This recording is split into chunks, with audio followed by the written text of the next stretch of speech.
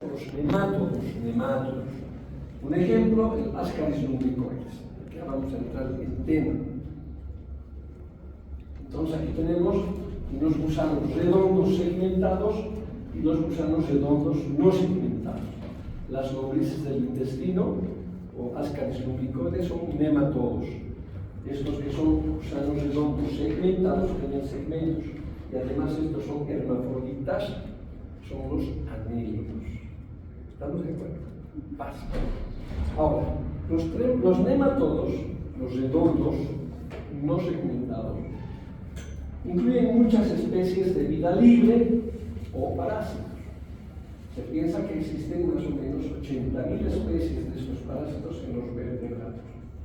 Y pueden ir desde 2 milímetros, vean ustedes, hasta más de 1 metro. O sea, la variabilidad es igual que en tenias. En tenias habían de pequeños, pocos milímetros a varios metros, como la tenia saginata, ¿vale? Ahora, generalmente, en su 90%, son de sexos separados. ¿Ya? O sea, no son como las tenias hermafroditas. El 90% son de sexos separados. El machito es siempre más pequeño, la hembra es más grande y suelen presentar un extremo posterior, los machos, curvo, se enrollan. Ahorita vamos a ver. Y algunas especies tienen espículas o bolsa copulatriz, dependiendo de la especie. La bolsa copulatriz sirve para la cópula y las espículas también. Entonces vean ustedes, aquí tenemos por ejemplo un nematelminto microscópico, redondito, chiquitito. Y tenemos un nematelminto grande, un nematodo grande, miren, está saliendo por la pierna de ese individuo, que logra medir varios metros, 1,5 metros, 2 metros. O sea, hay diferentes tamaños de nematelmintos. Pero ambos siempre tienen sexo dividido, ¿no? O sea, hembra y macho. Esa es la gran diferencia de los nematodos. Algunos presentan con bolsa copulatriz, miren, es como una bolsita que generalmente no tiene el machito, ¿ya? El machito, para fijarse a la hembra, ¿ya? La hembrita es simplemente redondita, no tiene la bolsa copulatriz y generalmente en esta figura, bueno, lo han puesto así, pero el machito tiende a enrollarse, el macho tiende a enrollarse. ¿Ya? Cuando veamos parásitos macroscópicos, el machito siempre se enrolla. Ahora vamos a ir a generalidades. ¿Qué es un nematodo adulto? Es un gusano cilíndrico, alargado, con simetría bilateral primaria. O sea, adelante y atrás son simétricos, tienen la misma forma. El extremo anterior, lo que viene a ser la parte cefálica, a veces tiene ganchos, tiene dientes, placas, papilas en la boca. ¿Para qué? Que le sirven para fijarse o abrir tejidos, o también como órgano de los sentidos. En Ascaris lumbricoides tiene labios, se va fijando, y además ahí tiene unos cerebritos, ahorita vamos a ver que le sirve para orientarse dónde está, en qué orificio se está. Está claro el extremo. La pared del cuerpo, ahora vamos a ir al cuerpo, está formada por una cutícula externa, que es la cáscara del parásito del gusano, que es hialina, un epitelio subcuticular, que son varias células sincitial, ¿no es cierto?, multicelular, y que se presenta 4 engrosamientos longitudinales llamados cordones. Estos cordones se van a distribuir a lo largo de los parásitos. ¿Para qué? Para que por ahí transcurra el sistema nervioso. Hay un cordón anterior, un cordón anterior y posterior y 2 laterales, 4 cordones. Y una capa de células musculares, solamente tiene una capita de células musculares oblicuas o longitudinales, ¿no? Son largas o ligeramente oblicuas. Una sola capa de célula muscular estriada. Esa es la composición del cuerpo. O sea, ven ustedes, es bastante sencillo, pero bien complejo. Y ahí está, podemos tener dientes, podemos tener placas cortantes, lancetas, dependiendo del parásito. ¿Ya? Todas estas formaciones se van a encontrar siempre en la parte oral, en la parte cefálica. ¿Está clarito hasta ahí? Fácil. Vamos a los sistemas ahora. ¿Qué sistemas tiene? Tiene un sistema nervioso que comprende un anillo de ganglios cerebrales, se llaman ganglios cerebrales, que le van a dar la energía nerviosa para que el parásito se mueva, o para que el parásito sienta, porque tiene terminaciones sensitivas y tiene terminaciones motoras. ¿Ya? Esos ganglios cerebrales se encuentran en el extremo anterior, donde viene a ser la parte cefálica, que se encuentran alrededor del esófago, porque como es simetría bilateral, no hay una que tenga más tamaño como el escolis, por ejemplo, como una cabecita, no. Son como un lápiz, simetría bilateral, ¿lo ven? En los extremos. Pero por donde viene a ser el esófago, alrededor del esófago, se encuentran estos ganglios cerebrales. Y de ahí emergen 6 troncos, para arriba y para abajo, o sea, troncos cerebrales y troncos corporales, que van a transcurrir por donde hemos dicho, por los cordones, que están en la subcutícula, para ir a enervar a ese único músculo que tiene, ¿no es cierto? Ahora, se encuentran órganos sensitivos, ¿en qué regiones? En los labios, en la región cervical, en el ano y en la parte genital. Son sensibles los parásitos, los nematodos. Ahí tenemos el sistema nervioso, miren estos ganglios cerebrales o ganglios nerviosos, que están más o menos a 1 centímetro, medio centímetro de la boca, que vendría a ser la parte del esófago, ¿no es cierto? De donde salen 6 ramas nerviosas, ¿no ven? Tanto anteriores como posteriores, van a ir a enervar principalmente el ano, el aparato genital, ¿no es cierto? El poro genital, porque ahí son sensibles para la cópula, por ejemplo. Entonces, su sistema nervioso, vean qué sencillito es, está compuesto por 6 ramas nerviosas que transcurren a lo largo de los cordones nerviosos. Sistema nervioso. Tienen un sistema digestivo. Es un tubo sencillo, vean ustedes, que va desde la boca al ano, tubito, y se abre en la superficie ventral, en la parte anterior del parásito de la cara de a poca distancia del extremo posterior. O sea, si el parásito es largo, ¿no es cierto? Vamos a ver, este es un gusano, esta es la parte cefálica y esta es la parte podálica, ¿no ven? Caudal. Entonces, aquí empieza el esófago, un tubito, y termina casi en la parte terminal, en un orificio que se llama ano, tanto en la hembra como en el macho. Es un solo tubito. Entonces, dice, del extremo posterior, la boquita, conduce a una cavidad tubular como un tubo o en forma de infundíbulo, que en algunas especies se ensancha como una clava, tal el caso de, por ejemplo, Enterobus vermicularis, se ensancha como una clava, como un clavito, porque tiene más musculatura para poder fijarse, porque es un parásito que se mueve y tiene que fijarse. Entonces se ensancha y hace las veces de ventosa, ¿se dan cuenta? Hace mayor presión. Cuando el esófago se distiende es porque tiene que fijarse. Eso es en cuanto al sistema digestivo. El esófago posee una pared de músculo estriado, glándulas esofágicas y suele terminar en un bulbo provista de fuertes válvulas. Ese viene a ser el esófago. Entonces es un tubito, imagínense, es un tubo directo que se va dividiendo por segmentos.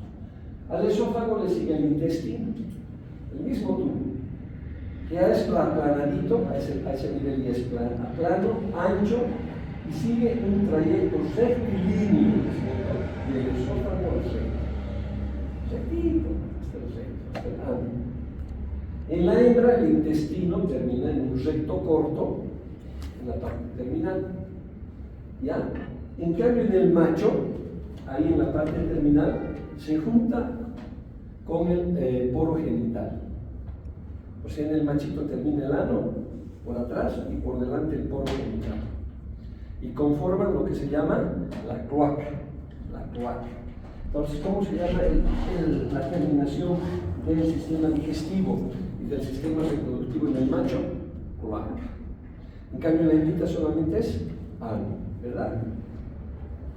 Ya, que se abre en el ano. Ahí está entonces la cloaca Va a terminar en el ano, pero se conjunciona en el mismo orificio con el tubérculo genital, o sea, con el poro genital. Del aparato digestivo cuenta con un sistema excretor, ¿ya? Este sistema excretor está formado por dos conductos laterales, conductos como canales, ¿no es cierto?, que circulan en los cordones longitudinales laterales, en esos cordones que hemos visto, ¿no? También transcurren los nervios. Y cerca del extremo anterior del cuerpo, o sea, acá, cerca del extremo anterior, acá, arribita, anterior, estos cordones se unen, forman un puente, ahorita van a ver, y nacen y terminan en un conducto terminal, que llega más o menos a la parte media del esófago. O sea, ese lugar del esófago tiene un punto que es el punto excretor, excreta toxinas, los desechos los elimina por el ano. Ahora, ¿qué excreta por ese poro excretor?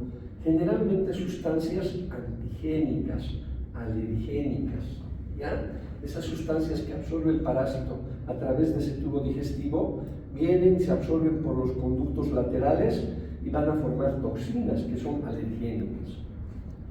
No hay sistema circulatorio, no tiene sangre, no tiene sistema circulatorio. Hay un líquido que embebe todos estos sistemas, ¿ya?, que contiene hemoglobina, glucosa, vitaminas, sales, proteínas, que es una sustancia líquida y hace las veces de sangre, ¿no? O sea, como si fuera su sistema circulatorio. Está dentro del celoma, dentro de esa cavidad interna del parásito. Vean que ustedes, qué interesante.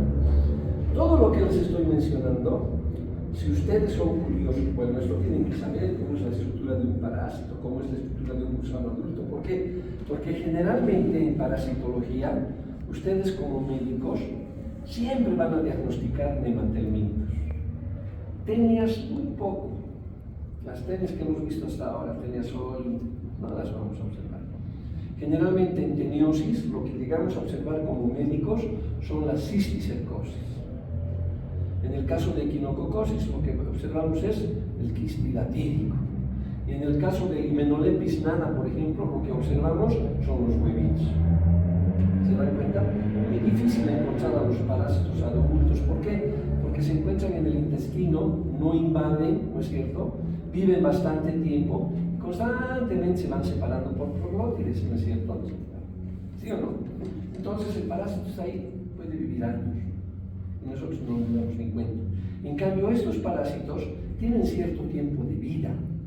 ¿Ya? Hay algunos parásitos que viven exactamente horas, otros viven semanas, otros años. Eso lo vamos a ver después. Pero siempre se eliminan. Entonces, en parasitología, ustedes con frecuencia van a encontrar nematelmintos. Si bien ha sido apasionante ver platelmintos, las tenias, mucho más emocionante es ver nematelmintos. ¿Por qué? Porque ahí vamos a ver infinidad de gusanos. Son como 7 u 8 gusanos que vamos a encontrar. Y todos tienen esta característica. El mismo sistema nervioso, sistema muscular, ganglios hepáticos. ¿Se dan cuenta? Entonces esto es general para todos los helmintos. Miden 2 milímetros o miden 2 metros, son exactamente iguales. Lo único que difiere es el tamaño, ¿no es cierto? Sus espículas, pueden ser las características que tiene la boca, por ejemplo. Si tiene dientes, si tiene placas, ahí los diferenciamos. ¿Está claro hasta ahí? Entonces ustedes van a ver parásitos. Lo ideal sería que se consigan ya parásitos, vayan consiguiéndose parásitos para que cuando lleguen a la práctica, ven, han visto cuánto tiempo perdemos ahí en el laboratorio, vean eso, claro, está muy interesante, pero podemos decir, quiero diseccionar un ascaris. Como no tenemos muchos parásitos, ustedes pueden traer. Entonces van a diseccionar, tienen sus tipos de disección y a la ayudante díganle, quiero ver cómo es un intestino, me han dicho que es un tubo que va de la boca al ano, quiero ver, y se ve. Todo lo que estamos viendo aquí en la clase se ve. Entonces es interesante y además tenemos que conocerlo. Y ahí está, miren, estos son los canales receptores que están corriendo por los canales laterales, por esos cordones laterales que se encuentran en la subcutícula, se unen acá y en la parte anterior hay un orificio, donde es el poro excretor.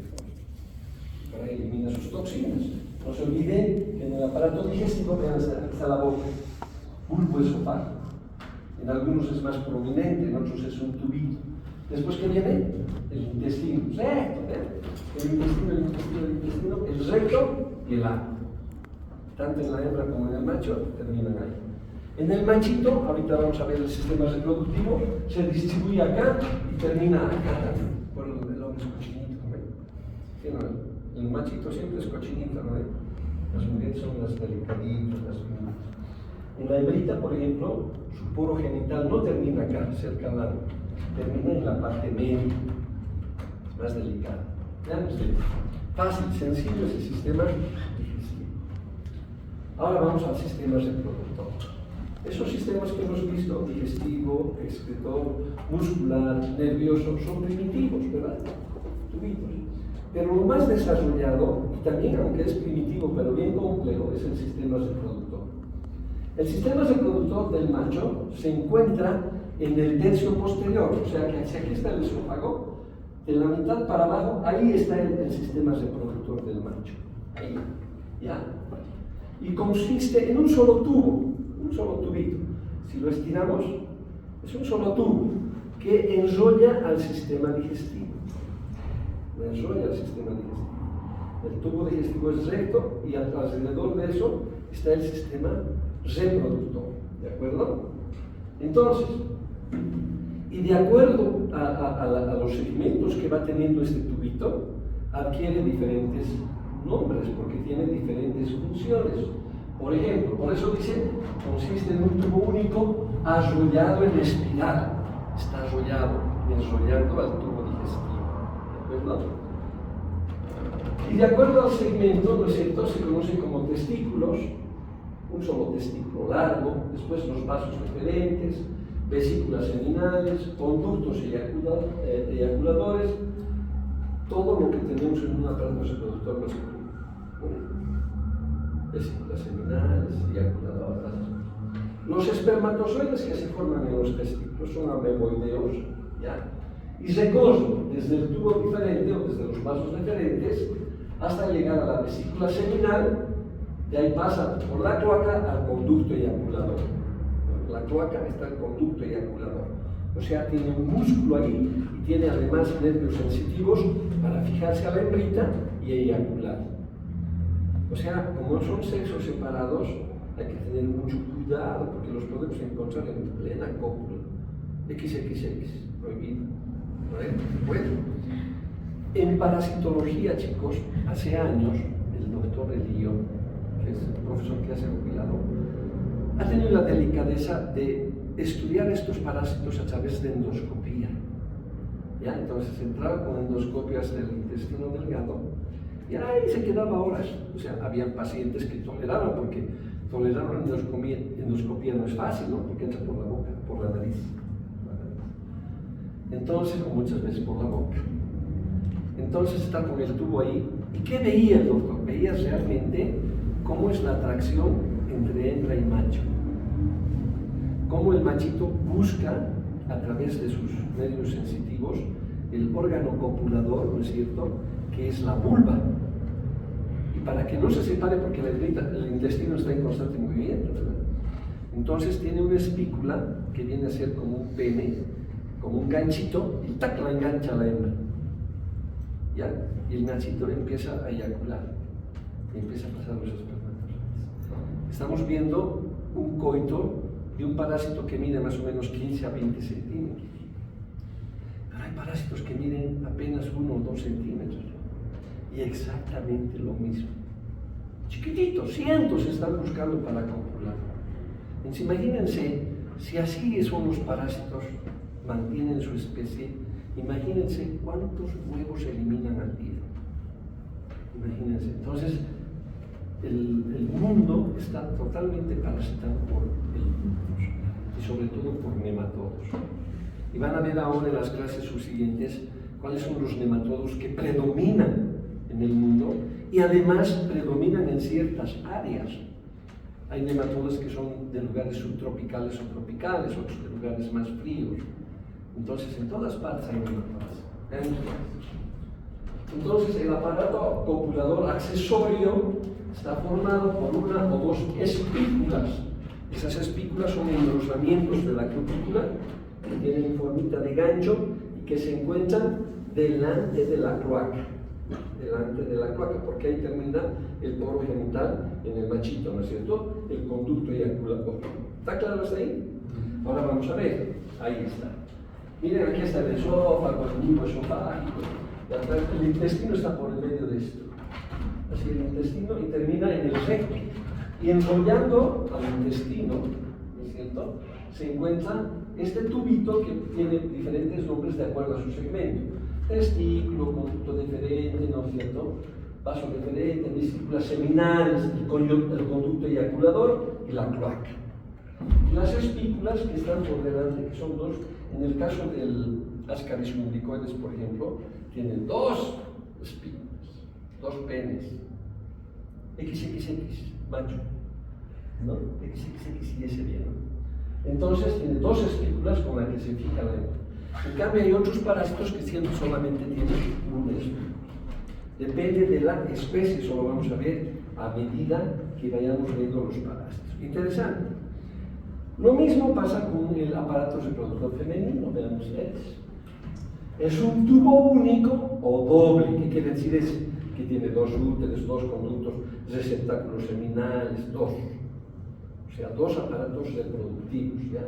En su mayoría, chicos, los hermintos, las hembras, tienen dos sistemas reproductivos, dos huevos, ¿ya? Un huevo de dos. Formado por el ovario, el oviducto, receptáculo seminal, útero, eyector de los huevos y vagina. Una sola vagina. Esa vagina termina en el poro genital. ¿Y dónde termina el poro genital? En la parte media anterior del parásito, que al medio. ¿De acuerdo? Entonces es igual, es un solo tubo. El óvulo pasa del ovario al oviducto. Ovario al oviducto. Donde empieza a formarse inmediatamente después de la penetración del espermatozoide. ¿Por qué? Porque aquí está el receptáculo seminal. Ha recibido a los espermatozoides y ya empiezan a formarse los huevitos, ¿no es cierto? Y la membrana vitalina se separa de la capa interna de dicho cascarón, ¿ya? Para formarse la membrana vitalina y formarse el huevito como tal. Más allá está el útero, que aparece una capa de proteínas, por secreción de la pared del útero, tiene bastante proteína para alimentar a los huevos y se producen de los huevitos, ¿no? Cada espermatozoide, un óvulo, espermatozoide, un óvulo, un gusanito, un huevo que va a dar origen a un gusano. Cada huevo da origen a un gusano. La producción diaria de una hembra puede ser de 20 huevitos, 20 huevitos por día, hasta 200.000 huevos por día, una sola hembra. Entonces, imagínense cuántos huevos se eliminan.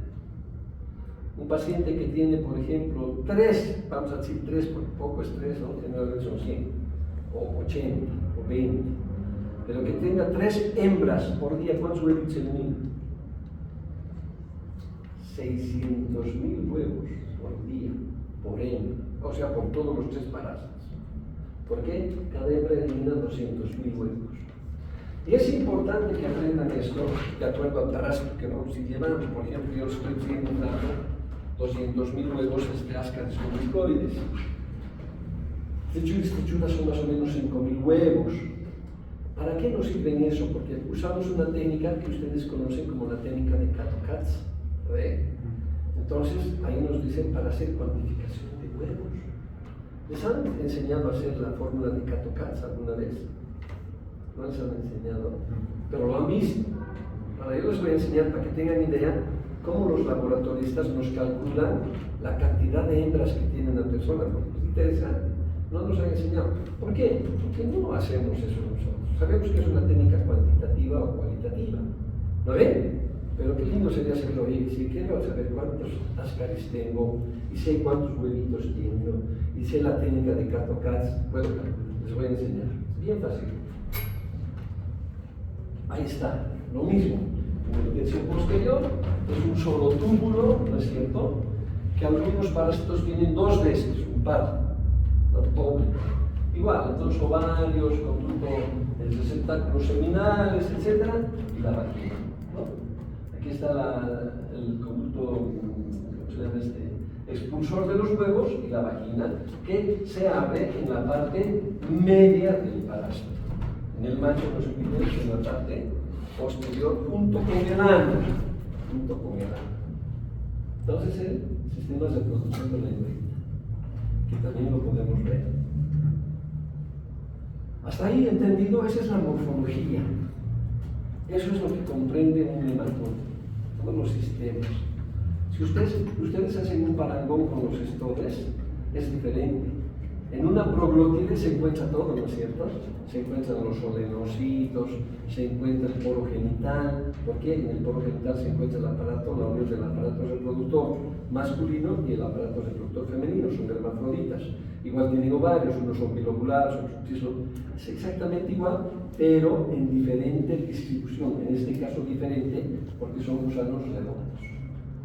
Ahora, el ciclo biológico de los platelmintos, perdón, aquí es de los nematelmintos, es generalmente heteroxénico, perdón, de los platelmintos es heteroxénico, ¿no es cierto? Vaca, cerdo, perro, es heteroxénico. Es decir, donde intervienen dos o más huéspedes intermediarios. En cambio, en los nematelmintos, el ciclo biológico suele ser monoxénico, más sencillo todavía. No hay hospedadores intermediarios. El hombre generalmente es hospedador habitual de estos parásitos. O sea que es mucho más fácil, pero tenemos que ver qué animalitos intervienen. Al tener reproducción sexual, ambos generalmente son ovíparos, ¿no es cierto? Tanto los platelmintos como los nematelmintos. Los nematelmintos obviamente son ovíparos, que son las formas infectantes para el nuevo huésped. Los huevos, igual que las hembras. Sin embargo, en algunos parásitos, las formas larvarias también suelen ser formas infectantes para el mismo huésped. Lo mismo que pasa con los platelmintos, las larvas. El cisticerco es una forma larvaria, es infectante. Aquí también las formas larvarias son infectantes. Está el caso, por ejemplo, este me viene a la cabeza, de estrongiloides estercorales, ustedes van a ver cómo son sus larvitas. Por tanto, el mecanismo de infección de estos parásitos es por ingestión directa de las formas infectantes o bien ingiriendo alimentos y agua contaminada con ellos, ¿no es cierto? Muy bien. Cuando los parásitos residen en el tubo digestivo, porque vamos a hablar de helmintos gastrointestinales y vamos a hablar también de helmintos hemotisulares, es decir, de parásitos gusanos redondos que viven en la sangre, por ejemplo, o en los tejidos, o en los linfáticos hemotisulares. Pero en esta primera etapa vamos a ver de parásitos gastrointestinales que viven en el tubo digestivo. Por lo tanto, esos parásitos están en el tubo digestivo, los huevos o las larvas se van a expulsar con las heces fecales. Por lo tanto, la gran mayoría del diagnóstico de los nematelmintos será coproparasitológico. Fácil, sencillo. Durante el desarrollo larvario, los nematodos presentan varias mudas o eclisis. ¿Qué quiere decir? Que de huevito hasta llegar a adulto van madurando dependiendo cómo están en el intestino, ¿de acuerdo? Y obviamente pueden variar esas formas larvarias dentro del organismo o fuera del organismo. Puede ser que lo hagan dentro del organismo o en la tierra, en el medio ambiente, porque hemos dicho que no tiene ciclo heteroxénico. Eso es fácil. Cuando hablemos de nematelmintos, olvídense de hospedadores intermediarios para que no se confundan en un examen. Facilísimo. La mayor parte de los nematodos tienen solamente un huésped, el definitivo, un huésped, la mayoría. Y sus larvas pasan de un huésped a otro directamente o después de un periodo de vida libre. Es decir, si yo tengo un gusano acá, las larvas que estoy eliminando ya son infectantes. O de repente, como ovíparo, bota huevitos mi parásito, se desarrollan en la tierra, se convierten en larvas infectantes e indirectamente infectan a un hospedador. Eso va a ser dependiendo de la especie, eso ustedes lo van a ver. Vean aquí, por ejemplo, en este caso, ¿no es cierto?, que esas caries lumbricoides salen, está la hembra y el macho. Vean, el machito siempre es más pequeño que la hembra y el machito siempre tiende a enrollarse. Primer dato. Segundo, la hembrita pone sus huevitos en las heces fecales, está sana. En el caso de las caries lumbricoides, el huevo tiene que madurar en la tierra. Sus larvas van a madurar en la tierra para que se hagan infectantes. Un dato importante. O también puede ser en el mismo Ascaris, por eso cuando lleven a Ascaris vayan a esa clase, porque ese es el parásito clave para entender todos los ciclos biológicos de los demás parásitos. Completo.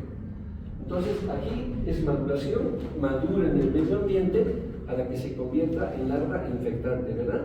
Pero también puede ser que dentro del organismo esta larvita también mude, o sea, pase de un estadio larvario A a un larvario B a un larvario C. ¿Se dan cuenta? Tanto en el externo como en el interno van madurando hasta llegar a adulto. A eso se refiere la evolución de las larvas. ¿Está entendido? Hay en algunos casos, por ejemplo, que sale de las heces fecales, ¿no es cierto?, sale al medio ambiente, se hacen infectantes en la tierra y esas larvas infectan. Han mudado completamente en la tierra e infectan. Aquí no, aquí han desarrollado larvas dentro del huevo. Y aquí siguen desarrollando las larvas. En cambio aquí salen con el huevo, desarrollan las larvas y estas larvas son infectantes. Entonces ustedes van a ver una infinidad de mecanismos de infección, ¿no?, y además evolución de los estadios larvarios. ¿Está claro hasta ahí? Vamos a la patogenia. En los segmentos, tanto los gusanos adultos como las formas larvarias, ya sea los adultos o las formas larvarias, pueden producir patología en el humano. Pueden. En algunos casos solamente los adultos, ¿no es cierto? Cuando hablábamos, por ejemplo, de tenias, de cestodes, el huésped definitivo es aquel que alberga el parásito adulto o sexualmente activo. Aquí también es lo mismo, exactamente lo mismo. Pero ese parásito adulto es el que va a producir la patogenia, ¿están de acuerdo? Pero en su evolución, como es un solo hospedador, no hay huéspedes intermediarios, el desarrollo del parásito desde niño, adolescente, adulto, hasta que sea adulto, ¿no es cierto?, puede producir patología en esa evolución de desarrollo del parásito. ¿Ya? Por tanto, es importante conocer en su totalidad el ciclo biológico de cada parásito. Es necesario. En cambio, interés es fácil. Chancho, hombre, chancho, hombre, chancho, hombre, hombre, hombre. En cambio, allí es hombre, hombre, hombre, sí, pero hay que entender cómo va el ciclo, de dónde se está contaminando, por dónde está entrando, por la boca, por la piel, por vía nasal. Vean ustedes diferentes caminos. Los métodos de alimentación que tienen los parásitos estos pueden clasificarse, miren, que pueden producir aspiración por ingestión de sangre. Entonces quiere decir que hay nematelmitos hematófagos. Absorción de tejidos destruidos por gusanos incluidos, ¿no es cierto? Acción tóxica traumática y fagocitosis. Absorción de contenido intestinal, o sea, nuestros alimentos, exfoliación, ¿se dan cuenta? Absorción de alimentos de los líquidos corporales, o sea, que nos absorben, por ejemplo, la linfa. Y se entran a los linfáticos y están alimentando nuestra linfa y ahí tenemos problemas, ahí parásitos, vamos a ir bien. Entonces son diferentes los mecanismos de alimentación que tiene este parásito. Obvio, es cuestión de pensar. Si tiene labios, se va a fijar, va a ingerir, va a chupar. No tiene dientecitos para masticar, entonces ya va a deglutir o va a comer lo que ya está absorbido, ¿verdad? En cambio, si tiene dientes o tiene placas, va a lastimar al tejido para sacar sus nutrientes. Si tiene lancetas, por ejemplo, las lancetas, ustedes conocen las lancetas con las que sacan sangre, ¿no ven? Entonces, si tiene lancetas, va a ir a funcionar vasos para sacar sangre. O sea, es lógica. Dependiendo de los instrumentos que tenga en la boca, ya vamos a definir qué acción patógena. Así que sí. O sea, para mí es fácil, será por tantos años que me cuesta, pero lo veo sencillo. Ahora, el metabolismo de los nematodos es fundamentalmente anaerobio, obvio, porque viven dentro del intestino. Pero son aeróbicos facultativos. Porque van a ver ustedes que estos parásitos son tan fregados, son tan erráticos, que no les importa que haya oxígeno, por eso es facultativo, ¿no? Que puede adaptarse al oxígeno, que pueden salir, por ejemplo, por la nariz en forma espontánea. Ahí salió un gusano, o por el recto, ¿se dan cuenta? O de repente las hembritas que viven en el intestino van y ponen sus huevitos, ¿dónde? En el ano. Por eso han visto la técnica de Graham, ¿se dan cuenta? Son anaeróbicos, pero para ir a poner sus huevitos se vuelven aeróbicos, son facultativos. Pero generalmente son anaeróbicos porque viven bajo presión baja de oxígeno. Un buen dato. Otro dato, viven tiempos variables, viven y después desaparecen. Por ejemplo, la Trichinella spiralis, que realmente es un parásito muy interesante, vive 4 semanas, si es que el paciente no se duele, porque produce una toxemia grave, las larvas de la Trichinella spiralis. Enterobius vermicularis, que es el oxiuro que hemos visto para hacer la técnica de Graham, vive de 1 a 2 meses. Si es que ese individuo no se perfora el ano de tanto rascarse, pues va a aguantar 2 meses, va a ir donde el médico para que le haga el tratamiento. Para eso están los médicos. Y Ascaris lumbricoides cerca de 18 meses, vean ustedes, casi 2 años. Y algunas ursinarias más de 10 años, 14 años. Vean ustedes, entonces los parásitos difieren en cuanto a vida y el daño que pueden ocasionar dentro de un organismo. ¿Ya? Ahora, el efecto de los nematodes, el daño que van a ocasionar en el huésped, depende de la especie.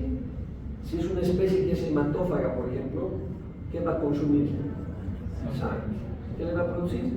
Anemia. Rápidamente, ¿no ven? Va a depender de la especie. De la intensidad de la infección. Si es un parásito, no le va a pasar nada. Si son cientos, rápidamente anemia. ¿No ven? De la intensidad. Y la situación del parásito. Si está en un buen vaso, va a sacar buena cantidad de sangre. Pero si está en un tejido, se va a enquistar, no va a ocasionar nada. Va a exfoliar también, por ahí va a exfoliar sangre, pero muy poca cantidad. Está claro el efecto. Depende de qué? De la especie, de la intensidad, de la infección y la situación del caso. Ahora, otro dato importante. En la tenia, ¿se acuerdan que solamente había una especie? ¿Ven? Tenia. O solamente Hymenolepiasis. Una sola especie por la ley de los más fuertes. En cambio, en los nematodes, la infección simultánea por varias especies es posible. Es un fenómeno común. Sobre todo en lugares subtropicales y tropicales. ¿Qué quiere decir eso? Que un solo individuo puede tener 3 o 4 parásitos nematelmintos. Ahí se complica la cosa. Porque si uno exfolia, el otro es hematófago, va a estar desnutrido, va a tener anemia, una conjunción de patologías por la multiparasitosis que hay, ¿no es cierto? Por eso es que, por ejemplo, en los parásitos que hay en el oriente, y ustedes van a ir viendo cuáles son aquellos, de acuerdo al tema que les va a tocar, hay muchos parásitos en el trópico y se conoce, por ejemplo, como el trío oriental. ¿Ustedes han escuchado a ese trío oriental? Son jóvenes, pues ya lo escuchan, se han muerto. El trío oriental era un grupo de música, eran 3 venianos y un cruceño, pero eran 2 venianos y un cruceño, que tenían el nombre de trío oriental y eran famosos, los 3 se han hecho famosos, el trío oriental. Y en honor a eso le han puesto el trío oriental. ¿Por qué? Porque un individuo, si encontramos un parásito, con seguridad vamos a encontrar a otros 2. Van a conformar el trío oriental. ¿Y por qué se llama trío oriental? Porque esos 3 parásitos prevalecen en el oriente. Esos 3. Les voy a dar el nombre, se los van a dar seguramente en clase. Ascaris lumbricoides, ursinarias y Trichuris trichuri.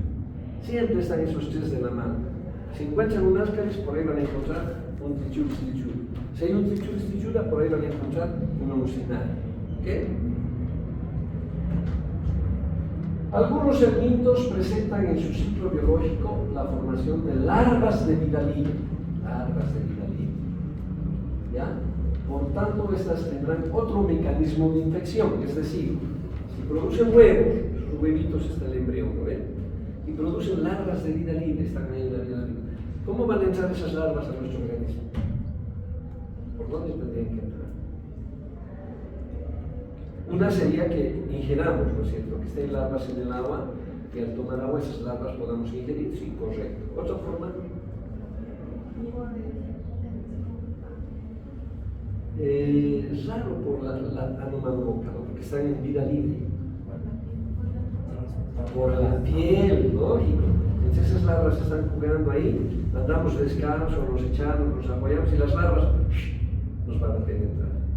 Sí, pedir permiso. Entonces, a eso se llama penetración activa.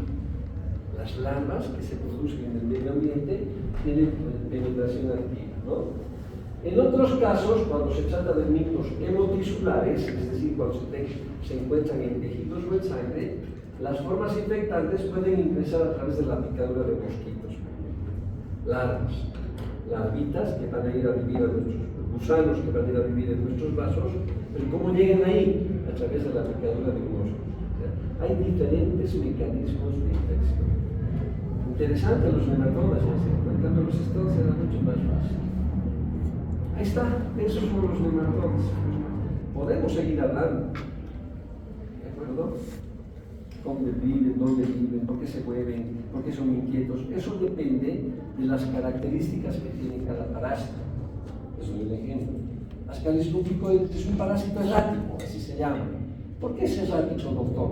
Porque tiene esas sus papilas que son muy inquietas, esas sus papilas que se encuentran en los labios y van buscando alimento, por un lado.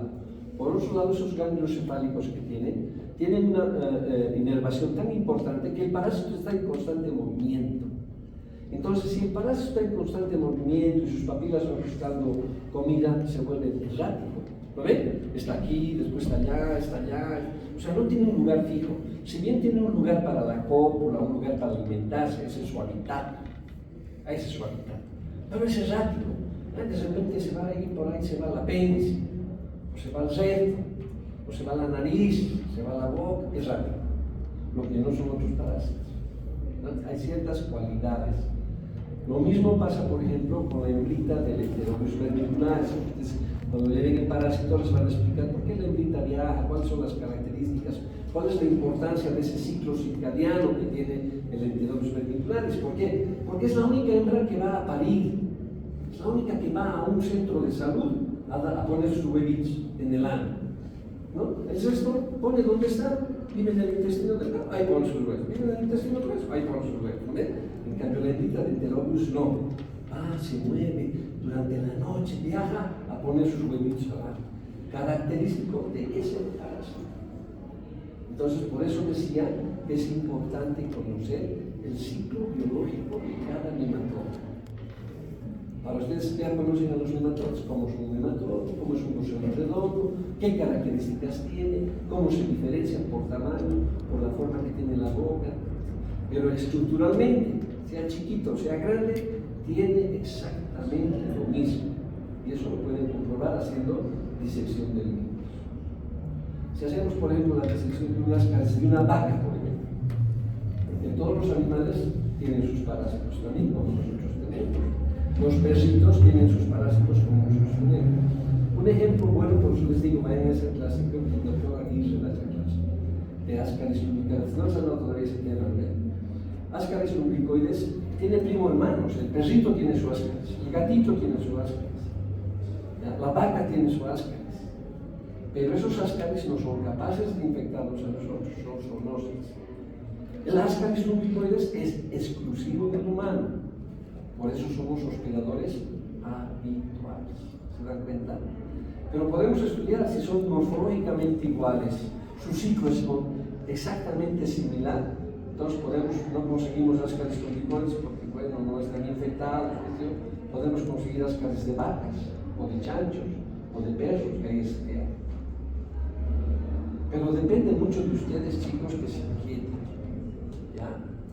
Miren, nosotros en nuestro tiempo, hoy en día, ya no se puede hacer eso, pero parásitos yo creo que se pueden buscar, ¿no? Nadie se va a negar de regalar sus materias fecales o gusanos de orden floral, no creo. No hace mucho me han regalado dos alumnos parásitos y una teña donde la voy a conseguir, no tengo ahí un frasquito, que han conseguido un familiar que le han dado el tratamiento, se han osado a dar, doctor, ¿qué cosa hay que darme vendas? Oh, creo que mi abuela tiene, le han dado a la abuela, me han hecho montar su tele y la tengo ahí. Entonces depende de ustedes, chicos. Miren, nosotros, por ejemplo, todo hacíamos, queríamos ver el sistema nervioso.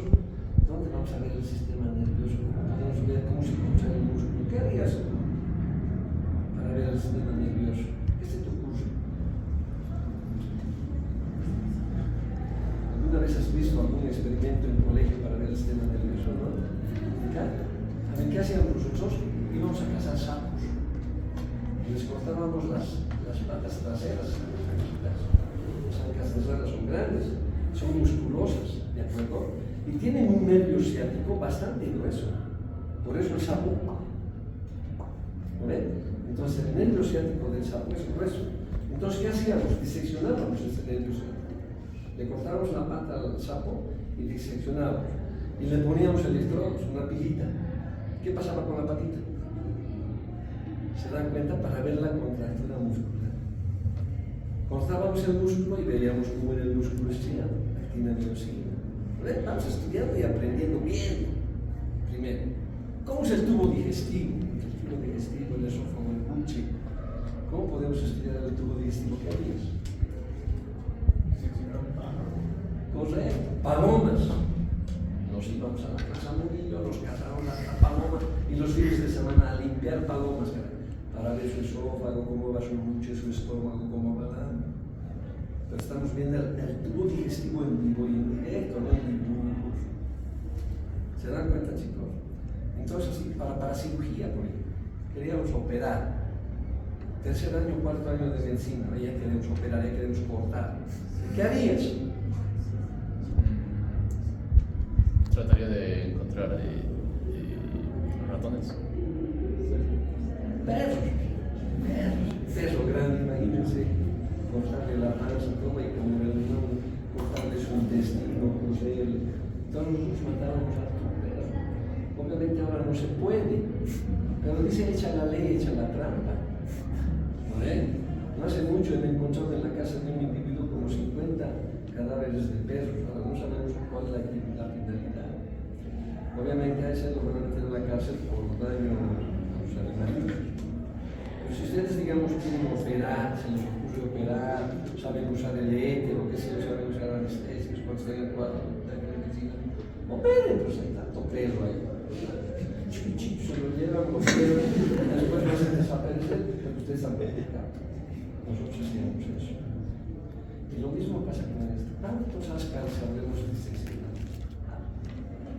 Y esas toxinas que eliminan por su poro excretor es real. Porque nosotros agarrábamos los ascaris a lavarlos para mostrar a nuestros alumnos, los lavamos iguales, como nosotros estudiantes de medicina, cochinos que son, ¿no ven? En vez de usar guantecitos, nada, así, con mancha a la pila. Después de lavar todos los ascaris, 50 ascaris ahí en las clases de semanas así inflamadas por el proceso de alergia a las toxinas de las ascaris. Cuando ya preguntamos, doctor, ¿por qué? A él no se me explicaba. Sí, no sé, y eso es real. Entonces, como dice, un buen médico es aquel que se mete a todo, hace todo, ¿ve? Ustedes son médicos cirujanos, tienen que saber clínica, tienen que saber cirugía. Desde ahora, hagan la disección de unas ascaris un pico de especialización. Pueden conseguirse ascaris en el matadero, cuando llevan la práctica, traigan sus gusanitos y van a disección. Pues ya saben lo que es nematología. Qué bonita los fondos nematológicos, diferente que las técnicas. Más observable, porque las técnicas, como son proglótides, ¿sabes? No se puede diseccionar. Hay que aplastar y ver al microscopio. Nada más han visto proglótides ustedes, las ramas uterinas, tal vez han visto un ovario por ahí. Pero aquí podemos diseccionar, podemos sacar el ovario, el útero, todo. ¿Bien? Me alegra que hayan venido, chicos. No van a conseguir movilidad hasta dentro de media hora todavía. Ya se van a poder ir tranquilos a hacer por las horas. ¿Preguntas? ¿Dónde se puede conseguir los parásitos? En los mataderos. En los mataderos, el matadero municipal, porque hay dos mataderos grandes, uno que queda en la Chachicala y otro que queda en la avenida de Papal, del lado que van a ver. Hay un matadero. Después pueden conseguir, si van a los laboratorios grandes, por ejemplo, del Hospital de Clínicas, del Hospital del Niño, porque ahí siempre traen niños que eliminan parásitos, ¿no es cierto? Entonces ahí pueden conseguir. Es un poco difícil porque a veces la mamá lo bota. ¿O saben qué? ¿Cuál es el error de la mamá? A ver, ¿qué hace? ¿Qué harías si encuentras máscaras? Digamos, tu hermanito bota máscaras. Es un gusanito. ¿Qué haces?